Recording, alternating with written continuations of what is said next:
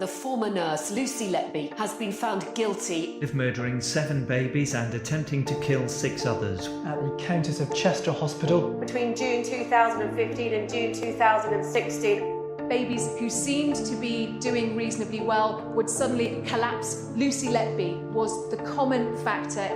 The verdicts make the 33-year-old Britain's most prolific baby killer.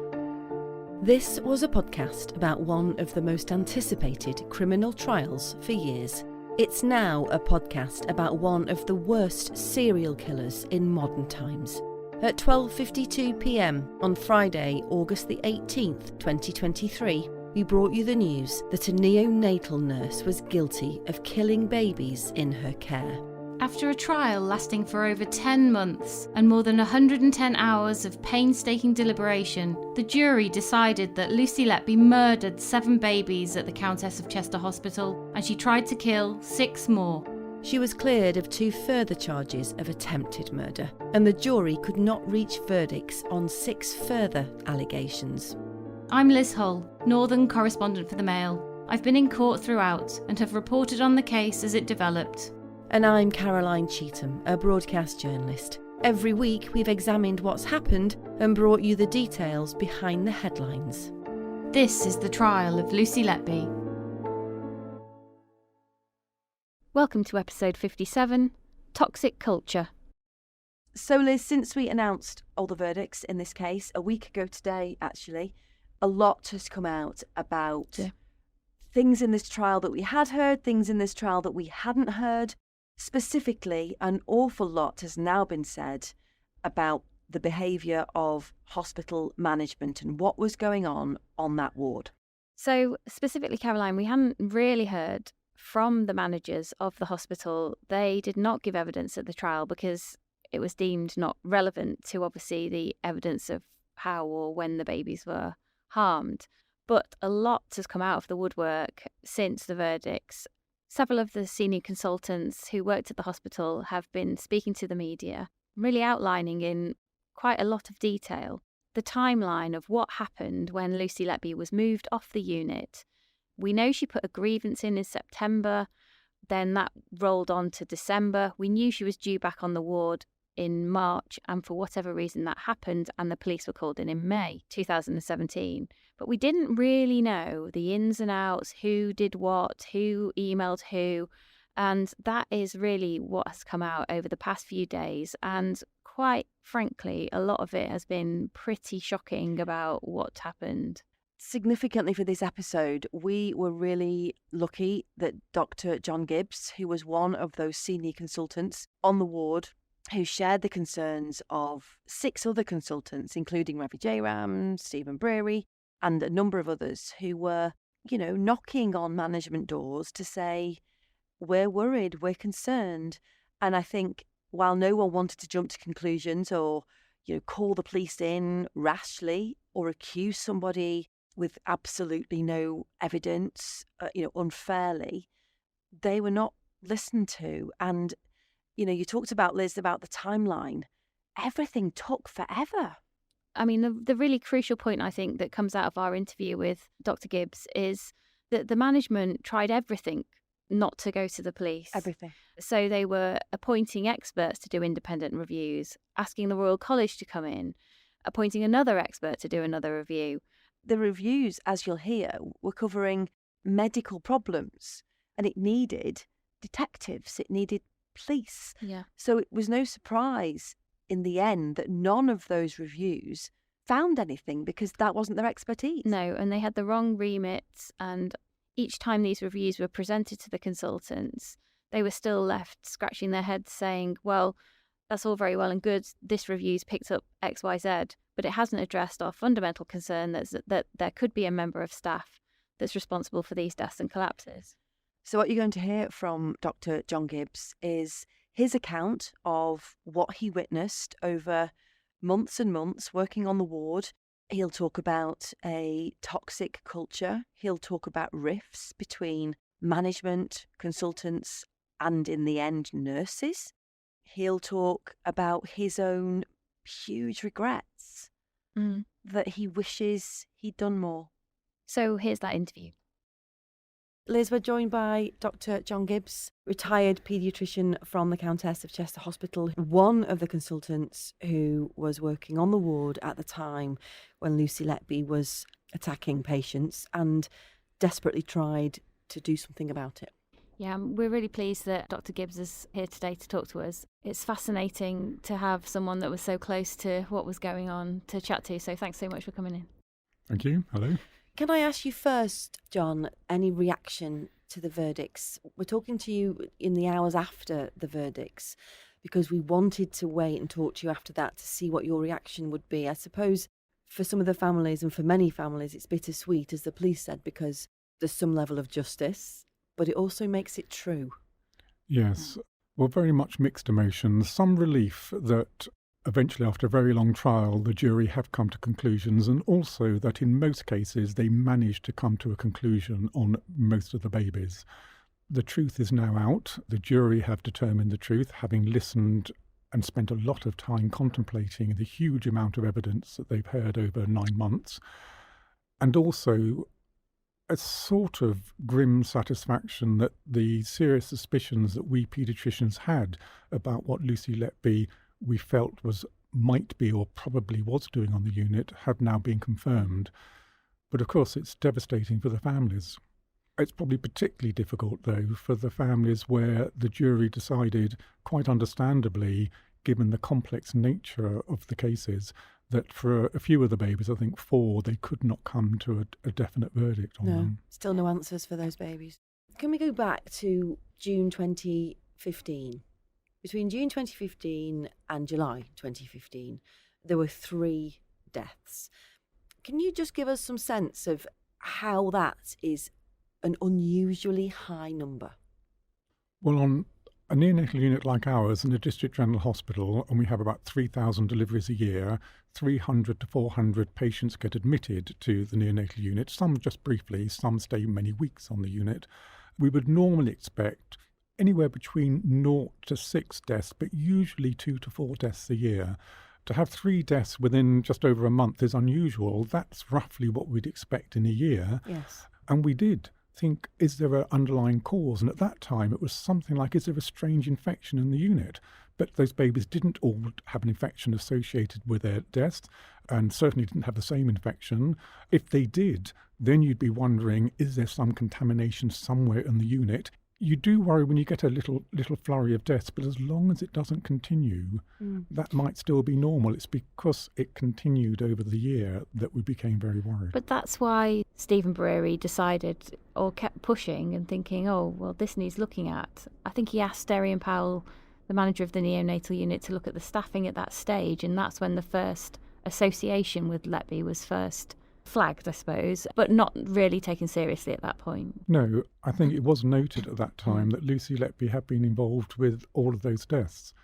Generally, when we're reviewing deaths of patients in the hospital, and in particular, in this case, neonates on the neonatal unit, we're not really looking at staffing levels because we don't expect a member of staff to be doing anything unusual.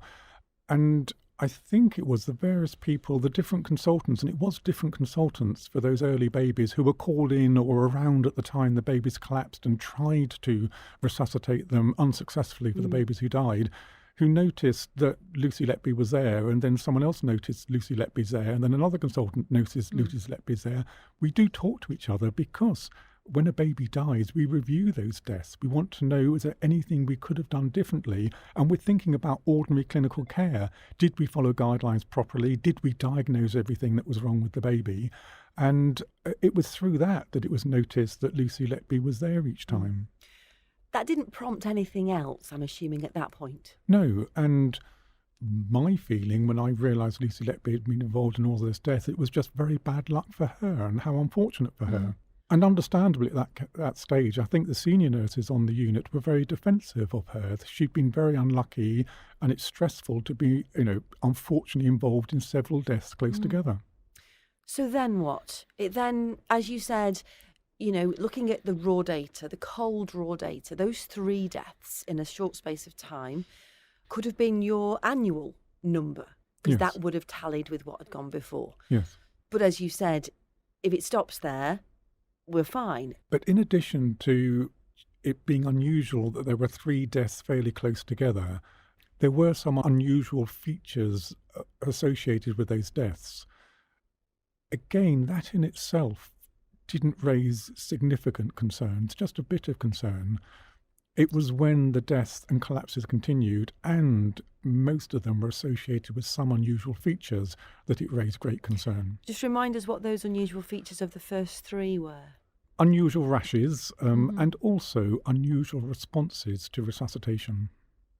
So they weren't responding in the normal way, or they were responding later?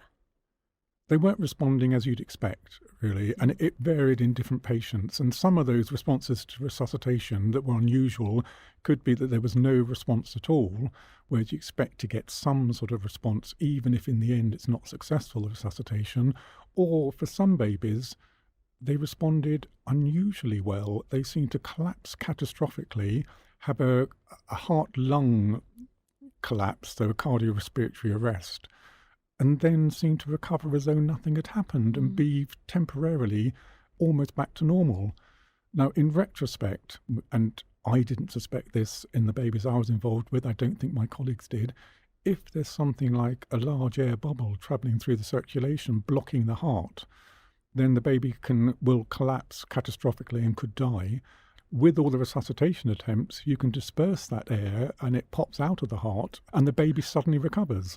But we didn't realise that was happening. All we knew is these babies were responding in an unusual way, some not responding at all, and some, strangely, responding far too well. It's the first time I've heard that. So the resuscitation attempts could almost pop the air bubble. I agree that that didn't really come out, but there was talk in the trial of the kind of CPR efforts that went on for a long time and eventually worked, and nobody could work out why. I think Baby M was one of those.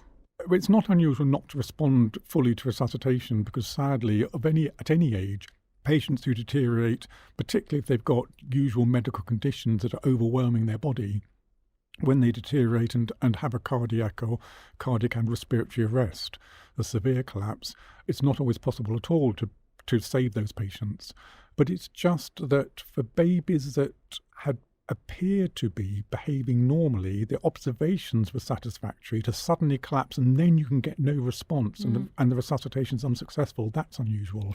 So it's a combination, not just that the resuscitation was unsuccessful, there was no indication why the baby collapsed in the first place. You can't always predict, and you don't always have the answers, and very frustratingly for families of a patient who's collapsed and sadly sometimes died, it's not always possible to determine exactly why some patients have collapsed. So we don't have all the answers all the time in medicine, but it was the sort of developing pattern of repeatedly not being able to explain the deaths or having unexpected collapses. Because then we heard, obviously, after those 3 deaths, that another baby died in August and then another baby died in October. So you're kind of looking at 5 deaths in a fairly short space of time. And I think Dr. Breary emailed managers at that point and said, I'm concerned about this spiking deaths, and the association with Letby was noted again. And I think at that point we heard that Alison Kelly, the nursing director, said, we'll see. Let's see what happens. Yes. And nothing was done again. And then you fast forward again to February. By this point, a specialist from the Women's Hospital had been asked to have a look at the run of deaths. And although he couldn't find a cause, again, the association with Letby was flagged. And that's, I think, when it became a bit more serious. Is that correct? Is that a right reading of it from February? Yes. I think by October, suspicions were just beginning that could it be anything to do with Lucy Letby? Because as we said before, it was noted for those early deaths around June and July that Lucy Letby had been involved at the time of their deaths. But that was felt to be just a coincidence and bad luck for, at that time, poor Lucy Letby. When she continued to be associated with some deaths and collapses, and those deaths and collapses in various ways seemed unusual, or not always, but sometimes completely unexpected, that then started to raise dark suspicions that could Lucy Letby be doing something. But again, no one knew what it was she was doing. No one saw her do anything to harm a patient. But it was by February time, when these collapses and deaths were continuing, that a review of all the deaths since the previous June was undertaken. As you say, an experienced neonatologist, consultant in newborn care, he came to the County Chester Hospital to review the deaths, and he'd looked through the paperwork and the records beforehand. And it was noted that some of these deaths seemed unusual, and that was in the opinion of this outside neonatologist. But he also highlighted her presence, didn't he? That Lucy Letby had been involved in all of them, yes. You talked about dark suspicions by October 2015. Well, so they began to emerge then. How does that manifest as a group of experienced consultants? What are you saying to each other? Well, I say we're only beginning to wonder whether there might be some worrying association, not just that Lucy Letby just happened to be there, but why was she there each time these unusual collapses were happening? The main concern at that stage was that we were having an increasing number of deaths and collapses, and we were still looking and searching for normal, ordinary clinical reasons for that. Yeah. And we kept asking ourselves, we didn't have to be asked this repeatedly by the defence barrister during the trial, we were asking ourselves, are we doing something wrong? Are our procedures and practices failing in some way? Why is this happening? But there was nothing. There was nothing that explained the deaths and collapses. Clinical care doesn't always proceed perfectly all the time for every patient. And in reviewing the deaths and collapses, it was noted that on occasion, antibiotics hadn't been given quickly enough. On occasion, infection hadn't been diagnosed early enough. There are certain medicines that premature babies need to help their lungs when they're very stiff. And on occasion, not every time, just in the odd patient, it wasn't given early enough. So there were all ways that we could have improved our practice. We didn't think any of those ones I've mentioned actually caused the death, but they may have contributed to it. Okay. At that point then, in sort of, from October to sort of February, what was the atmosphere like on your unit? How was it working there? It was a little tense, but every neonatal unit is busy. There's a lot going on. There's a lot of babies who are quite vulnerable with very special needs, and most of your effort and thoughts are directed to doing the best you can for the babies. I don't think most of us, or I wasn't at that time, worrying about Lucy Letby most of the time. Yeah. There was dark thoughts at the back of your mind. And then, sadly, we were hoping that because these deaths were being reviewed in the risk management review structure, that these concerns would be addressed through that means. And so do you think then that, the very nature, like you said, of a neonatal unit being busy, that helped her do what she did because people were, maybe distracted? Yes, I think that's quite true. And that Lucy Letby herself didn't behave abnormally as far as I could see at all on the unit, and she was quite quiet and she seemed conscientious, and no one saw her do anything to harm a patient. And that helped her operate in plain sight, like we've talked about, and go under the radar, essentially. Yes. When is the first point at which managers, you feel, should have acted? I know that it's been pointed out that the association with Lucy Letby was noted after the first 3 deaths, so by July 2015. I don't think any of us, or certainly speaking for myself, really thought that anything suspicious was happening at that time. It's different in retrospect when you've looked at what's happened over the year, when you look back at those deaths and discuss them in court. Yes, we were very worried about them and we were concerned about Lucy Letby's association with them. But that concern was because what had happened, over the subsequent months, not at that time. Yes. The managers couldn't have done anything at that time. It would have been inappropriate for them to have taken further action at that time. I feel probably the same applies to around about October 2015 as well. We were not saying to managers, we think someone might be murdering babies on the unit or trying to murder them in October. By February, when an external experienced senior paediatrician, neonatologist, had come to help review the deaths with Stephen Breary and some of the nurses and the risk management team, and concerns were highlighted at that stage. So we're on February 2016, and is that the point at which management should have listened? Well, that was the point which concerns about the number of deaths, the nature of some of them, and the association with Lucy Letby was made not just by Stephen Brewery, supported by the rest of us paediatricians, but also by an external paediatrician who'd come in to help review the deaths. So through the clinical risk management structure, and that's what these meetings were, those concerns were fed back to the Director of Nursing and Medical Director, and because it was his role, Stephen Brewery had passed those concerns on. And I think he said that he asked for a meeting, an urgent meeting, and he had nothing back for 3 months. Now, I wonder amongst the consultants, I mean, you were asked in court whether you should have gone to the police at that point. Yes. Do you feel, is that a regret now for everyone? Yes. Yes, I'm not certain that we should have gone straight to the police in February or after February 2016, but I do accept that maybe we could have done that, yes. And sadly, at least 2 lives would have been saved if that had happened. Yes. Yes. There's always a bit of a time delay between contacting managers when they can arrange a meeting and so on. It really shouldn't have been 3 months. Yeah, but I mean, it could be a few weeks, but it depends on the nature of those concerns, of course. The nature of the concerns was of a matter of grave importance. Yes, but the managers need to answer for themselves and they need to explain what they did and why they did it. I would imagine, particularly on the way they behaved after that perhaps by this stage they'd already decided that, or felt that, the concerns we consultants were raising about Lucy Letby were unjustified.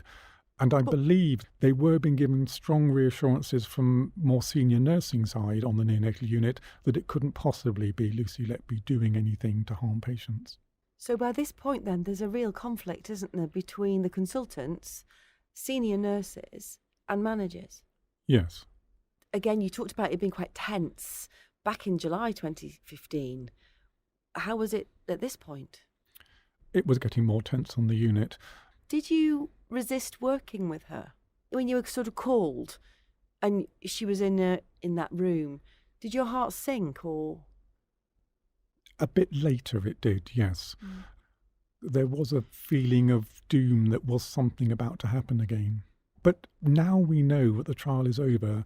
We know what Lucy Letby was doing. We did not know she was doing that. No. We did not know how she was doing it. It's easy to say, I suppose, with hindsight now, isn't it? Absolutely. Yeah. And I think the poor parents would think, why on earth didn't we just drag her off the unit and go to the police ourselves? But we didn't know what was going on at the time. It's a difficult discussion that we'd had amongst us paediatricians on and off over the coming months after Lucy Letby had left the unit, and the managers or the hospital system was not involving the police. We did keep asking ourselves, are we sure what's happened? Do we know that Lucy Letby has done this?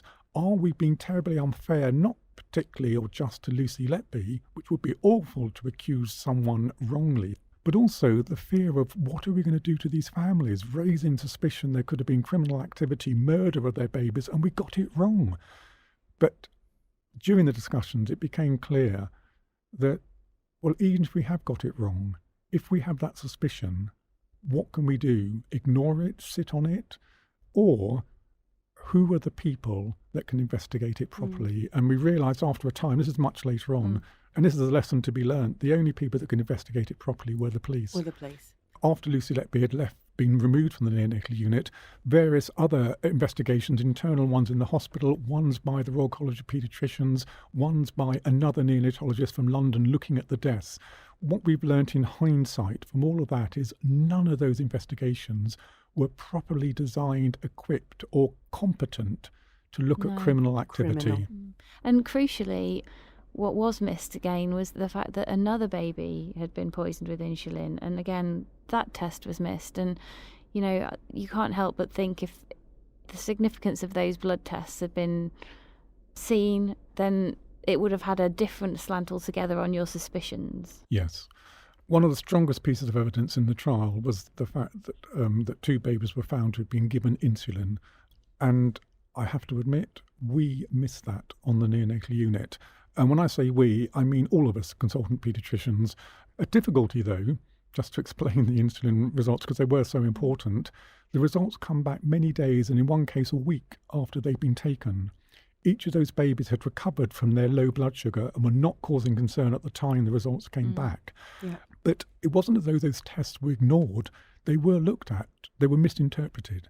I think that's one lesson that needs to be learnt, but it's not a quick, easy fix. The insulin results are complicated. They don't come back with a normal range saying this is high, this is low. Lucy Letby didn't use insulin in most of her cases, as far as we're aware, and we did not measure insulin levels in every baby, but we do know, sadly, from the occasional healthcare professional in the past and tried to harm patients, insulin is one of the ways that several healthcare people have tried to harm or seriously harm patients in the past, which is why looking at how we interpret insulin results and how the labs report them is important. You mentioned after February 2016 there was a bit of a lull, if you like, so that the deaths had started to not be quite as frequent, and then there was the awful incident with 2 of the triplets. Your comment in court at that point was it was a tipping point. Can you just remind us of what you came into that day?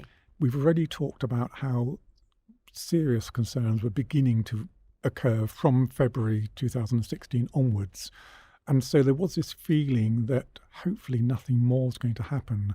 So that when I realised that at that stage a severe collapse had happened and unfortunately it led to the death, I did think when I arrived on the neonatal unit, the collapse had happened before I arrived. I did think, oh no, not again. And I think other colleagues were involved in those patients and they had a similar feeling as well. And that was a stage, because we'd been wondering what to do, we hadn't gone straight to the police, we were waiting for the senior managers to take action following that review meeting in February 2016. Once 2 more patients died, we just felt that was it. Something has to be done. And because of concerns about Lucy Letby, we consultants felt that we don't know what she's done, we don't know how she's done it, or even if definitely she has done something to harm the patients, but she's got to get off the unit while this is sorted out. You say really eloquently that you don't know how, and you don't actually know for sure that it is happening, but I think you did think that by that point. Well, we can't ignore the fact that there are accumulating number of unexpected, unusual deaths and collapses, and 1 member of staff involved in all of them. So, of course, we had dark thoughts about what she might have been doing that have now been proved correct at the end of the trial. We know that Steve Breary rang Karen Rees and said on that Friday night and said, I don't want her working tomorrow, and Karen Rees isn't here to answer for herself. I've actually spoken to her, and she says her recollection of that conversation is slightly different. For whatever reason, she refused his request. In the trial, by that point, there was obviously 7 suspicious deaths. Was there more that she was involved with or she was on duty for?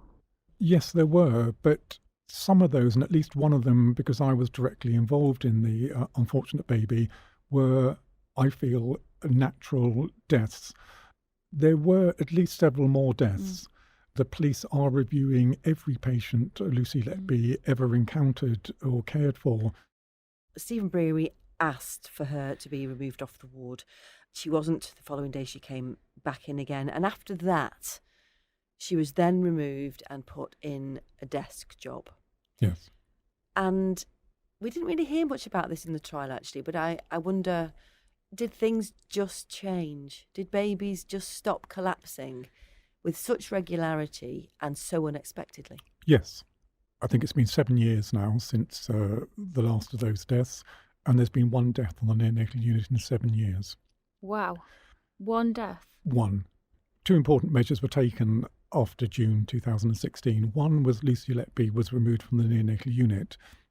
The second was the neonatal unit decreased its number of beds from 16 down to 12, and reduce the severity of illness of babies we'd accept. And the simple way of doing that is that before June 2016, we'd accept babies from 27 weeks upwards, so some very premature babies.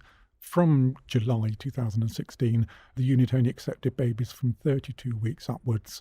And so you would expect that measure, just changing the unit like that, to reduce the number of deaths that would occur on the unit. But you wouldn't quite expect such a dramatic change. And it was a year before the police were called in. And I just wonder, what were you trying to make happen?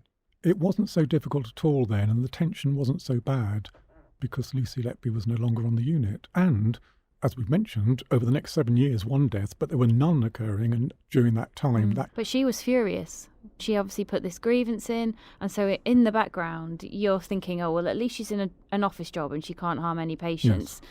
But managers were having to investigate this HR grievance that she was saying, you know, I want to get back to frontline nursing. I've done nothing wrong. These consultants have got it in for me. And so as that train kind of moved along, the consultants, as I understand it, are still saying to management, we're still not satisfied that these deaths have been explained. And just explain what the management decided to do. They still didn't want to call in the police, and they put in a couple of other different measures to try and avoid doing that, didn't they? Yes. Was there a feeling amongst the consultants that you were still really unsatisfied? Yes. There was a difficult meeting at the end of January 2017 where all of us consultant paediatricians met with the senior managers, which included the chief executive, director of nursing and the medical director. To be clear, John, that was Tony Chambers, Ian Harvey and Alison Kelly. Yes. And then all 7 consultants? Yes. Right, okay. And we thought we were going to discuss these investigations that had taken place. But in fact, that meeting turned out to be rather different and totally surprised me, and I think my colleagues as well, but really sort of shocked me. So we thought we were coming to this meeting in January to discuss these investigations. But at that meeting, we were just told the summarised results of the investigations. Was it at that meeting that you were told she's going to come back? Yes. What I remember the chief executive saying at that meeting, at the end of the meeting, was that he was drawing a line under this issue, and he ran his finger across the desk, drawing a line, whilst he looked round at each of us paediatricians sitting there. I don't quite recall him. I'm not saying he didn't say there'll be consequences if you cross that line, but I don't remember myself him saying that. I thought he said, "Do you understand?" as he looked round the room. Did you feel bullied in that meeting? I did feel, to some extent, intimidated, yes. And when you left, the 7 of you left the room, I wonder, did you go for coffee and say, what have we just sat through? What now? Or did you go and all process it as individuals? Or what happened then? How did you come to terms with what you'd been told? We met together again quickly. I don't remember exactly how we did it. I think we wanted to meet straight away. But of course, there were 7 of us. Some of us had clinics, some of us had duties on the ward to get onto. So within later that day or the next day, we all met together. And really, when we had to process what had happened at that meeting, we just sat there and said, what happened? What's just gone on? Because we still were stunned by the meeting. We were all struggling to know what to do. Because when you talk about what was the atmosphere like at different times, but particularly after Lucy Letby left the unit, while we were still waiting to see what would happen, and eventually the police came in, but also over the last few years, while the police have been undertaking their investigations, it's been so difficult for the neonatal nurses because they know, and I think over time, quite a few of them have come to realise that possibly or probably Lucy Letby was doing something very wrong. I think they must have found that devastatingly difficult to accept at first. The realisation that she's manipulated you and, manipulated your trust and betrayed your trust. And just like we consultants, and because we're meant to be experienced clinicians, we carry responsibility for the patients. We keep asking, couldn't we have done something earlier? Shouldn't we have spotted it earlier? What should we have done?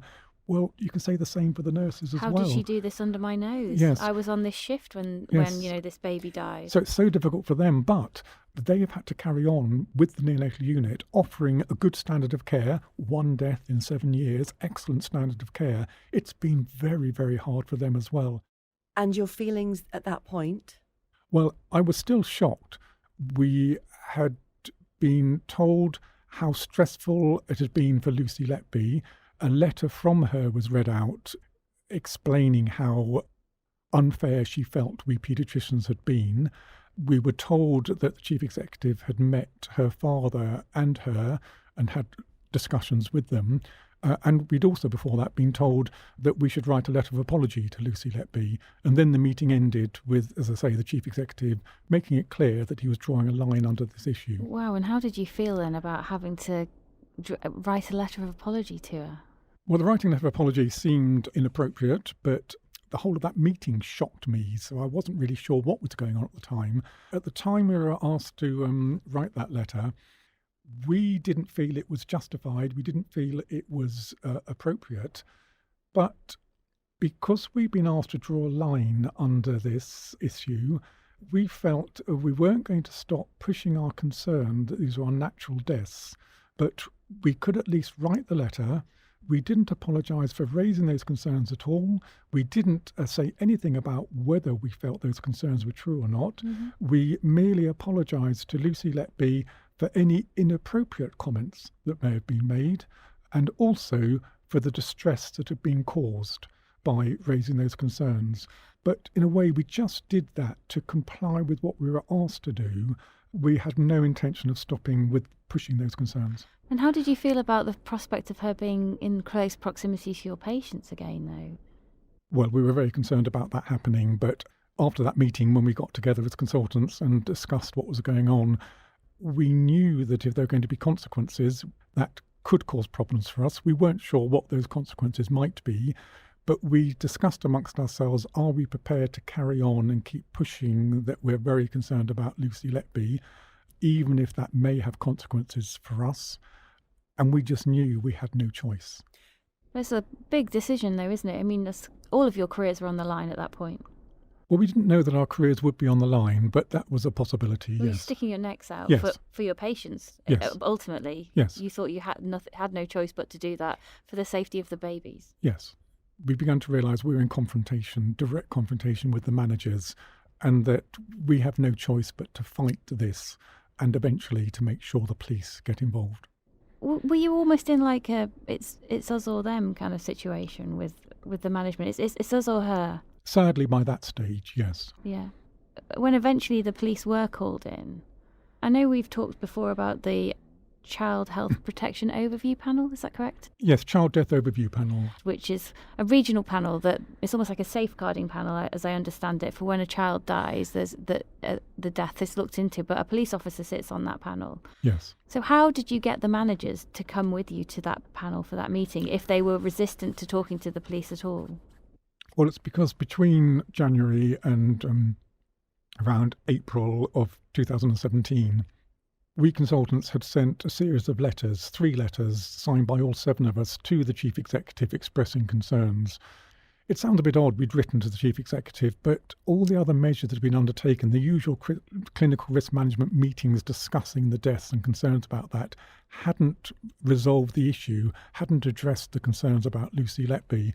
So then we decided we wanted it formally documented. Right, yeah. We would write letters and all sign them. And what did they say? Yeah, then? what did they say? Well, the initial letter was just asking for clarification for that meeting. What had we done wrong? What we were being asked to do regarding Lucy Letby, the letter of apology. The second letter was asking for the coroner to be involved, to let the coroner know that we were concerned about the deaths, because not all, but most of those deaths had been reviewed by the coroner's service between 2015 and 2016. And then the third letter was saying that we didn't actually say we think there have been murders and attempted murders. We were thinking that, but we didn't say that in the letter. We just said we were very concerned that the deaths were unnatural and about Lucy Letby's association with all these unnatural deaths. But when you're saying deaths are unnatural, we're saying they're not medically explicable. So those letters had been written and they'd been sent. So you had all that on record. And then it sort of forced that panel, if you like, and for these complaints to go to that panel. So that panel was a really significant moment in bringing all of this to a head and actually making sure it stopped. It was the chair of the Child Death Overview Panel, plus the police officer who represents the police on that panel.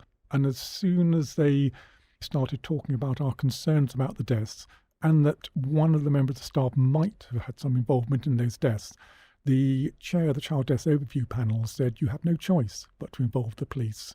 And it's after that the Trust asked the police to get involved. So between January and May, before the police got involved, obviously tensions growing between the Trust and consultants. It must have been quite a toxic place to work.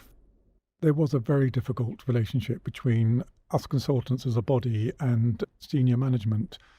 But on the ward with patients on the neonatal unit and the rest of our work in the paediatric ward, we were continuing to work with all of our colleagues, working hard to do our best for the patients under our care. And that concern about was Lucy Letby doing something to harm the patients wasn't there anymore because she wasn't working on the unit. So why did the managers not want the police involved when it was something so serious, so devastating for the confidence of the community and, women having babies in Chester? My kids were born in Chester. You've got to have, if your community has no confidence in your service, that surely is worse than a bit of bad publicity about a police investigation that, who knows, could have turned out, found nothing untoward. They didn't know at that stage, did they? Yes, and my simple answer to your very appropriate and challenging question is I don't know. From what I've heard, from what I heard at the time, from what I've heard from colleagues and so on that have been involved in some of the meetings I wasn't at, some of the meetings I was involved with, I think the managers, who really do need to answer for themselves, and an inquiry would give them the opportunity to do that, probably could not accept and just could not believe that a member of staff could be killing a series of patients in the hospital. They just couldn't believe it was possible. I don't have direct evidence of this, but I've been told that some of the senior nurses were very strongly defending Lucy Letby, and they just couldn't believe she could have done anything. So I think they closed their minds to the fact that she could have done that too soon. It is a shame that despite all of us consultant paediatricians expressing concerns, that our clinical experience and our repeated observation that these deaths were outside our normal experience, they were unnatural, unusual in different ways, that advice wasn't heeded. But I think the managers need to answer for themselves, because I know what the paediatric side, paediatric consultants were telling them. I don't know exactly what other people were telling the managers and what other advice and information they were getting, if they were from elsewhere. And that's why a public inquiry is the right forum, isn't it? Yes. One of the things about this case that we should address is the people who work on these units, you, the consultants, the doctors, the nurses, you're lifesavers. You go into this profession to save lives, and the nurses on a neonatal unit, for anyone who's been on a neonatal unit with their children, are superhuman. And Lucy Letby's actions should in no way diminish that profession. I think that's important, don't you? Yes. She's betrayed the trust of all the families who've entrusted their babies to her care, to our care, but she's betrayed the trust of all her nursing and medical colleagues. And the blunt truth is that she was accused of murdering 7 babies and attacking 10 more. She's been found guilty of murdering 7 babies and attacking 6 babies. But arguably, those 10 babies wouldn't be with us today if it wasn't for the skills of those nurses and doctors like yourself on that unit, who, harrowing evidence we heard that some babies had 30 minutes of CPR before they recovered. Some of them have been left with lifelong disabilities and brain injuries. It's shocking in the extreme, really, what's happened.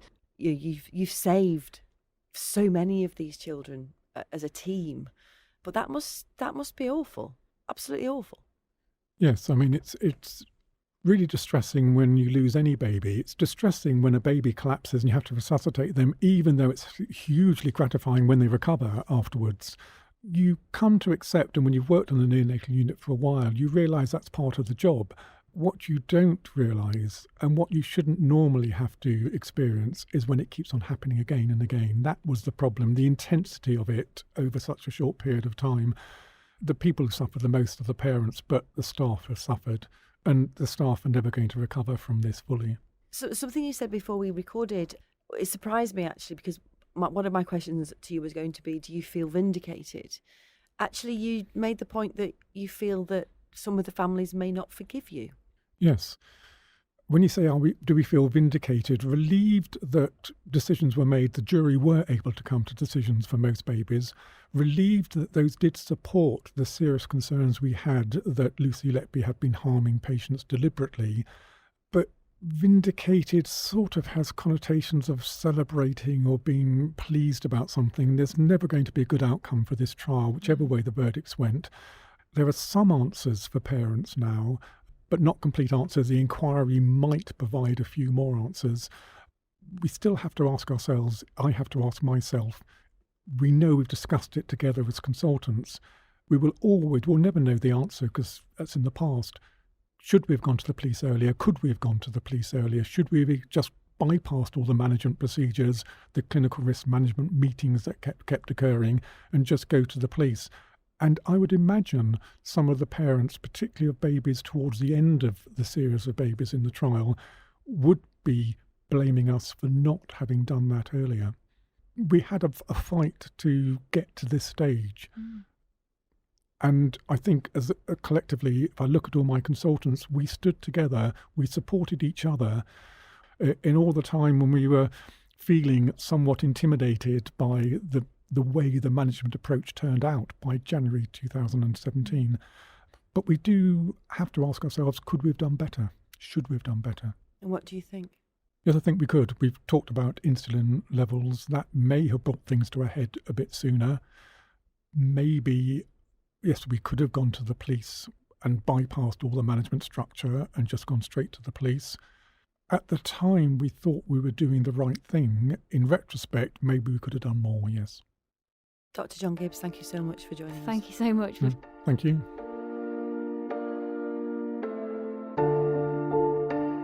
So that's it for episode 57. We'll be back on Monday with 2 episodes. Both those episodes reflect the utter human tragedy of what's happened, because we're going to hear from some of the parents. You can catch more of our post-verdict episodes on Mail Plus or wherever you get your podcasts.